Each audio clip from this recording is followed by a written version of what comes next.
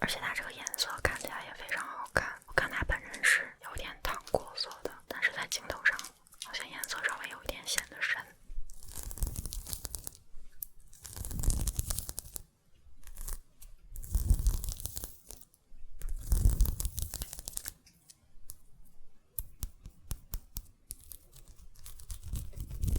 它每一个小圆点的表面上不是完全的平滑，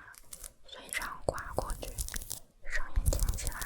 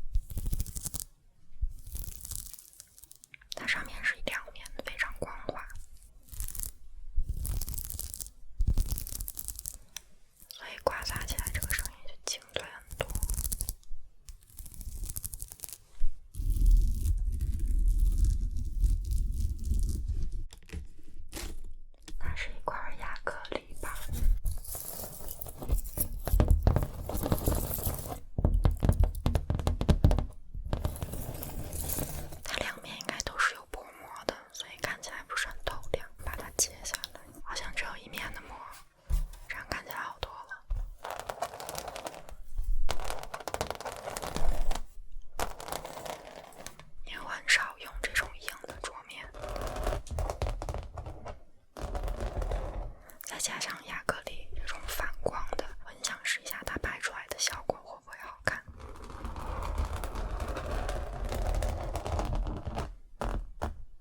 我觉得如果是一种硬的桌面，就可以做一些粘黏呐，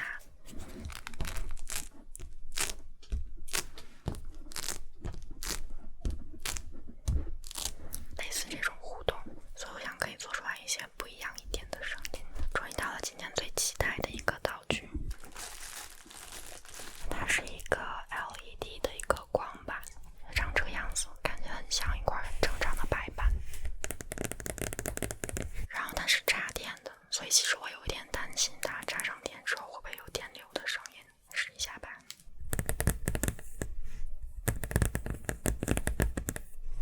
然后它可以有不同的光，冷光、暖光。哎，暖光怎么改？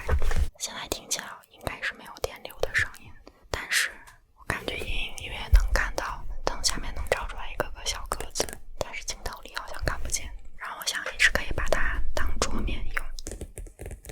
可以在上面比方说用一些半透明的道具，照起来应该会很好看，或者是沙画之类的，很期待后面用到它。最后给大家看一下我的指甲，这次我又回归了猫眼，做了一个我自己还挺喜欢的一个暖白缎面的猫眼，用的是那家的这个颜色，然后猫眼底层刷了一个渐变的白色来盖一下游离线。我今天最喜欢的道具就是